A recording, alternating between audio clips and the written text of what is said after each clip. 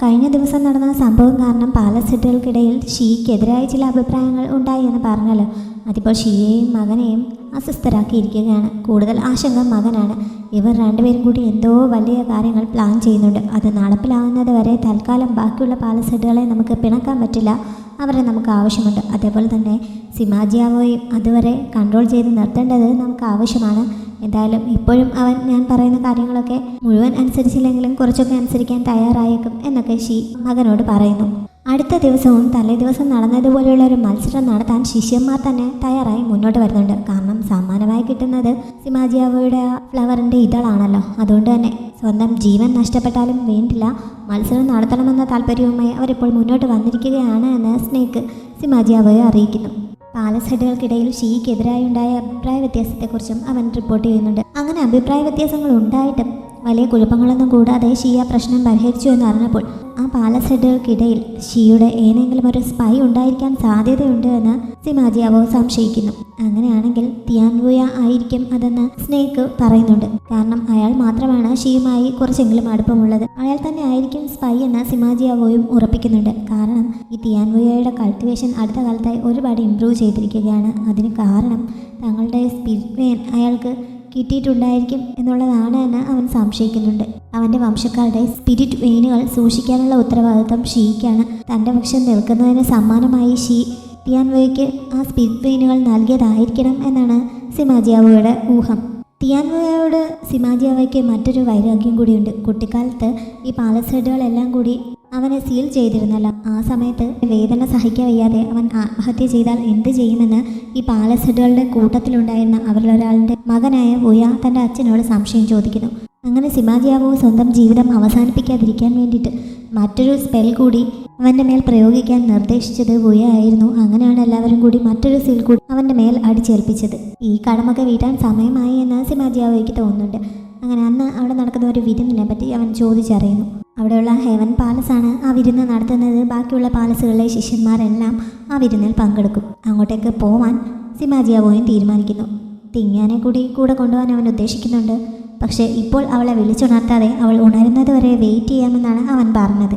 അവളുടെ ഉറക്കത്തെ ഡിസ്റ്റർബ് ചെയ്യാതെ അവൻ ഇത്രത്തോളം കെയർ ചെയ്യുന്നത് സ്നേക്കിനെ അത്ഭുതപ്പെടുന്നതും അവൻ അതിനെപ്പറ്റി ചോദിച്ചപ്പോൾ പക്ഷേ സിമാജിയാവോ സമ്മതിച്ചു കൊടുക്കുന്നില്ല. തിങ്ങാൻ പതിവ് പോലെ അന്നും ഇഷ്ടം പോലെ ഉറങ്ങിയിട്ട് തനിയെ ഉണർന്നപ്പോഴാണ് ഉണരുന്നത്. ഇങ്ങനെ അലാറം അടിക്കാതെ സ്വസ്ഥമായി ഉണരുന്നത് നല്ല സുഖമുണ്ട് എന്ന് പറഞ്ഞുകൊണ്ടാണ് അവൾ ഉണർന്നത് തന്നെ. ഉണർന്നപ്പോൾ അവൾക്ക് മുന്നിൽ കുറേ ആഭരണങ്ങളും വേറെ കുറച്ച് ഡ്രസ്സുകളും ഒക്കെ അന്നും ഇരിപ്പുണ്ടായിരുന്നു. അതൊക്കെ കണ്ടപ്പോൾ തന്നെ അവൾ നല്ല ഹാപ്പി ആവുന്നു. എന്നിട്ട് ഓരോ ഡ്രസ്സായി ട്രൈ ചെയ്ത് നോക്കുന്നുണ്ട്. അങ്ങനെ ഓരോരോ ഡ്രസ്സായി മാറി മാറി ട്രൈ ചെയ്തുകൊണ്ട് നിൽക്കുമ്പോഴാണ് സിമാജിയാവോ അങ്ങോട്ടേക്ക് വന്ന് അവളെ എങ്ങോട്ട് പോകാനായി വിളിച്ചത്. ഇന്നലെ രാത്രി അവൻ അവളുടെ കൂടെയാണല്ലോ കിടന്നുറങ്ങിയത്. അതുകൊണ്ട് ഓവർ ടൈം ചെയ്തതല്ലേ, ഇന്നെങ്കിലും എനിക്ക് റെസ്റ്റ് തന്നൂടെ എന്ന് അവൾ ചോദിക്കുന്നു. ഈ ഓവർ ടൈം എന്താണെന്ന് അവന് മനസ്സിലാവുന്നില്ല.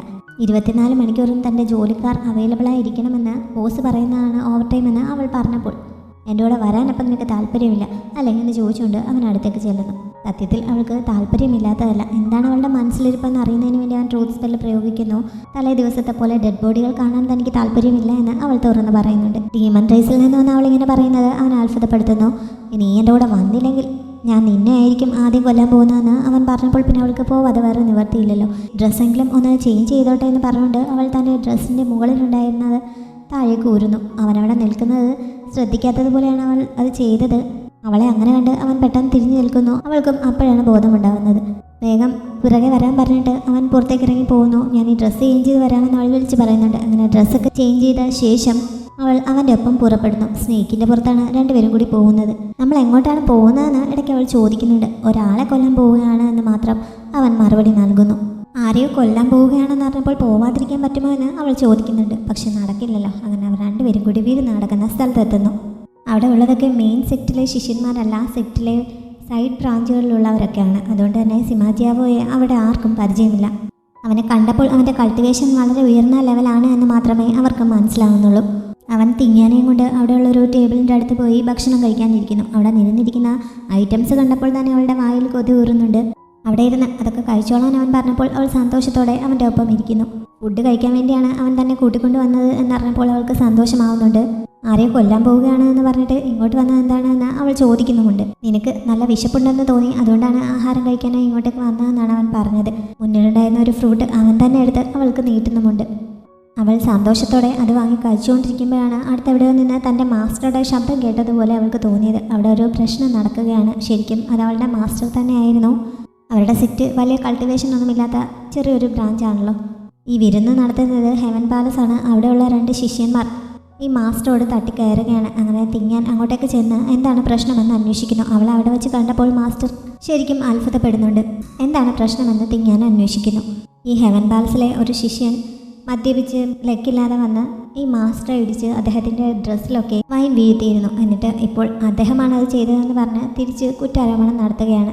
തിങ്ങാൻ അവരുമായി തർക്കിക്കുന്നുണ്ട്. പക്ഷേ അവളെയും അവർക്കത്ര മൈൻഡൊന്നുമില്ല. അവസാനം അവൾ നഷ്ടപരിഹാരം നൽകാമെന്ന് സമ്മതിക്കുന്നു. എത്രയാണെന്ന് ചോദിക്കുന്നുണ്ട്.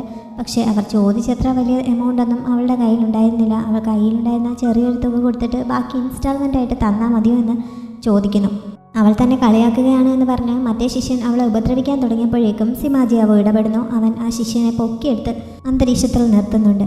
അതോടെ അവൻ്റെ കൾട്ടിവേഷൻ വളരെ കൂടുതലാണ് എന്ന് അവിടെ നിൽക്കുന്ന എല്ലാവർക്കും മനസ്സിലാവുന്നു. പക്ഷേ ഇപ്പോഴും അവനാണ് ഗ്രാൻഡ് മാസ്റ്റർ എന്നുള്ള കാര്യം അവർക്കറിയില്ല. അവൻ തന്നെ സഹായിച്ചത് കൊണ്ട് തിങ്ങാൻ അവനെ ഗ്രാൻഡ് മാസ്റ്റർ എന്ന് വിളിച്ചപ്പോഴാണ് അവിടെ കൂടി നിന്നവർക്ക് അവനെ മനസ്സിലാവുന്നത്. അങ്ങനെ എല്ലാവരും കൂടി വേഗം അവിടെ ഇരുന്ന് അവനെ റെസ്പെക്റ്റ് ചെയ്യുന്നു. തിങ്ങാൻ മാത്രം ഇപ്പോഴും നിൽക്കുകയാണ്. അവളുടെ മാസ്റ്റർ അവനെ പിടിച്ച് അവിടെ ഇരുത്തുന്നുണ്ട്. മറ്റേ ശിഷ്യനെ സിമാജിയാവോ താഴെയിട്ട് കഴിഞ്ഞപ്പോൾ മാസ്റ്റർ തിങ്ങാനുമായി സംസാരിക്കാൻ തുടങ്ങുന്നു. ആ മൗണ്ടനിൽ നിന്ന് സേഫായി അവൾക്ക് പുറത്തിറങ്ങാൻ കഴിഞ്ഞത് മാസ്റ്റർക്ക് സന്തോഷമായിരിക്കുകയാണ്. സിമാജിയാവോ അവരുടെ സംസാരം ശ്രദ്ധിക്കുന്നുണ്ട്. ഗ്രാൻഡ് മാസ്റ്റർ പല ശിഷ്യന്മാരെയും കൊന്നുവെന്ന് അറിഞ്ഞപ്പോൾ ഞാൻ ആകെ ടെൻഷൻ അടിച്ചിരുന്നു. അപ്പോഴാണ് അദ്ദേഹത്തിന് നീ വളരെ പ്രിയപ്പെട്ടതാണെന്ന് പലരും പറഞ്ഞു കേട്ടത്. അതിൽ വല്ല സത്യവും ഉണ്ടോ എന്ന് മാസ്റ്റർ തിങ്ങാനോട് ചോദിക്കുന്നു.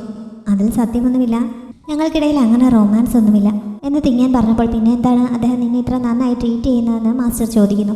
ചിലപ്പോൾ ഞാൻ അദ്ദേഹത്തിന് നല്ലൊരു ടൈം പാസ് ആയിരിക്കും, അതുകൊണ്ടായിരിക്കണം അദ്ദേഹം എന്നെ ഇങ്ങനെ പ്രൊട്ടക്റ്റ് ചെയ്യുന്നതെന്ന് തിങ്ങാൻ പറയുന്നുണ്ട്. അവൾക്ക് തിരികെ പോകാൻ ബുദ്ധിമുട്ടുണ്ടെങ്കിൽ ഈ ജോലി റിസൈൻ ചെയ്ത് തിരികെ തങ്ങളുടെ സെക്റ്റിലേക്ക് തന്നെ വന്നോളാൻ മാസ്റ്റർ പറയുന്നു. അത്രയും എത്തിയപ്പോഴേക്കും സിമാജിയാവോ ഇടപെടുന്നുണ്ട്. അവൻ അവരുടെ അടുത്തേക്ക് ചെന്നിട്ട് ഇവളെ എന്നെ സെർവ് ചെയ്യാനായി നീ അയച്ചിട്ട് ഇപ്പോൾ എൻ്റെ അനുവാദമില്ലാതെ തിരികെ വിളിക്കുകയാണോ എന്ന് ചോദിക്കുന്നു. തിങ്ങാൻ എഴുന്നേറ്റ് നിന്ന് മാസ്റ്ററെ സപ്പോർട്ട് ചെയ്ത് അവനോട് സംസാരിക്കുന്നുണ്ട്. അപ്പോൾ പിന്നെ നീ ഇവളെ എൻ്റെ അടുത്തേക്ക് അയച്ചതിന് പകരമായി എന്തെങ്കിലും സമ്മാനം കിട്ടുന്നതിന് വേണ്ടിയിട്ടാണോ ഇങ്ങനെ പറയുന്നതെന്ന് സിമാജിയാവോ മാസ്റ്ററോട് ചോദിച്ചത്. അങ്ങനെയൊന്നുമല്ല എന്ന് മാസ്റ്റർ പറഞ്ഞെങ്കിലും സത്യം തന്നെയാണോ എന്നറിയുന്നതിന് വേണ്ടി സിമാജിയാവോ ട്രൂത്ത് സ്പെല്ല് പ്രയോഗിക്കുന്നു. എന്നിട്ട് എന്ത് സമ്മാനമാണ് നിനക്ക് വേണ്ടതെന്ന് ചോദിക്കുന്നുണ്ട്. എനിക്കൊരു സമ്മാനവും വേണ്ട. തിങ്ങാൻ ഭാവിയിൽ എന്തെങ്കിലും തെറ്റ് ചെയ്യുകയാണെങ്കിൽ അവളോട് ക്ഷമിച്ച് അവളുടെ ജീവൻ വെറുതെ വിടാനുള്ള ക്ഷമ കാണിക്കണം എന്നാണ് മാസ്റ്റർ പറഞ്ഞത്. മാസ്റ്ററുടെ ആത്മാർത്ഥത കണ്ട് തിങ്ങാൻ പോലും ഒന്ന് ടച്ചഡ് ആവുന്നുണ്ട്. എന്തായാലും മാസ്റ്റർ പറഞ്ഞ ആ ആഗ്രഹം നടക്കില്ല. പകരമായി മറ്റൊരു സമ്മാനം നൽകാമെന്ന് പറഞ്ഞ് അദ്ദേഹത്തിന് സിമാജിയാവോ 4 സ്പിരിറ്റ് വെയിനുകൾ സമ്മാനമായി നൽകാമെന്ന് പറയുന്നു. കൾട്ടിവേറ്റേഴ്സിനെ സംബന്ധിച്ച് അത് വലിയൊരു സമ്മാനമാണ്. ഒരു സ്പിരിറ്റ് വെയിൻ തന്നെ അവരുടെ കൾട്ടിവേഷൻ വലിയ ലെവലിൽ കൂട്ടും. അപ്പോൾ പിന്നെ 4 കിട്ടുന്നതോടെ അവരുടെ സെക്റ്റിൻ്റെ ലെവൽ തന്നെ കുറച്ച് മുകളിലേക്ക് ഉയരുകയാണ്. മറ്റ് സെക്റ്റുകളിൽ ഉണ്ടായിരുന്നവർക്കൊക്കെ ഇത് കേട്ടിട്ട് നല്ല അസൂയ ഫീൽ ചെയ്യുന്നുണ്ട്. അപ്പോഴാണ് സിമാജിയാവോ മറ്റൊരു കാര്യം പറഞ്ഞത്. സ്പിരിറ്റ് വെയിനുകൾ കൊണ്ട് ഗുണം മാത്രമല്ല ദോഷം കൂടിയുണ്ട്. കാരണം ഇവരുടെ കൾട്ടിവേഷൻ്റെ ഏറ്റവും ഹയസ്റ്റ് ആയിട്ടുള്ള ലെവലിൽ എത്തിക്കഴിയുമ്പോൾ സ്പിരിറ്റ് വെയിനുകൾ ഉപയോഗിച്ചിട്ടുള്ളവരാണെങ്കിൽ അതൊരു പോയിസണായി വർക്ക് ചെയ്ത് അവർ മരിക്കാൻ സാധ്യതയുണ്ട് എന്ന് അവൻ പറയുന്നു. ശരിക്കും ഇത് സിമാജിയാവോ ഉണ്ടാക്കിയിരിക്കുന്ന ഒരു ട്രാപ്പാണ്. അവിടെയുള്ള ചിലരെ കേൾപ്പിക്കുന്നതിന് വേണ്ടി തന്നെയാണ് അവനിങ്ങനെ പറഞ്ഞത്. പറഞ്ഞതിന് ശേഷം അവൻ അവിടെ നിന്ന് തിങ്ങാനെയും പൊക്കി എടുത്തുകൊണ്ട് പോകുന്നുണ്ട്. തിങ്ങാന് മാസ്റ്ററോടൊന്നും ശരിക്കും യാത്ര പറയാൻ പോലുമുള്ള സമയം കിട്ടുന്നില്ല. അവിടെ ഉണ്ടായിരുന്ന ആ ശിഷ്യന്മാരുടെ കൂട്ടത്തിൽ യുവാൻ ഷാങ്ങും ഉണ്ടായിരുന്നു. ഗ്രാൻഡ് മാസ്റ്റർക്ക് തിങ്ങാനോട് പ്രത്യേക താല്പര്യമുണ്ട് എന്ന് പറഞ്ഞു കേട്ടത് സത്യം തന്നെയാണ് എന്ന് അവനിപ്പോൾ പൂർണ്ണ ബോധ്യമായിരിക്കുന്നു. എന്നിട്ടും തിങ്ങാൻ താങ്കൾ പറഞ്ഞു വിട്ടതനുസരിച്ച് അദ്ദേഹത്തെ കൊല്ലാനൊന്നും ശ്രമിച്ചിട്ടില്ല. മാത്രമല്ല താൻ അങ്ങനെ ഒരു ഉത്തരവാദിത്തം ഏൽപ്പിച്ച കാര്യവും അവൾ മാസ്റ്ററോട് പറഞ്ഞിട്ടില്ല. എന്താണ് അവളുടെ ശരിക്കുള്ള ഉദ്ദേശമെന്ന് അവന് മനസ്സിലാവുന്നില്ല. നേരത്തെ അവൻ പറഞ്ഞത് സത്യം തന്നെയാണോ എന്ന് തിരികെ പോകുന്ന വഴി തിങ്ങാൻ സിമാജിയാവോയോട് ചോദിക്കുന്നുണ്ട്. കാരണം അവളിപ്പോൾ അവൻ്റെ ഒപ്പം ഈ വൈറ്റ് ക്ലിഫിലാണല്ലോ താമസിക്കുന്നത്.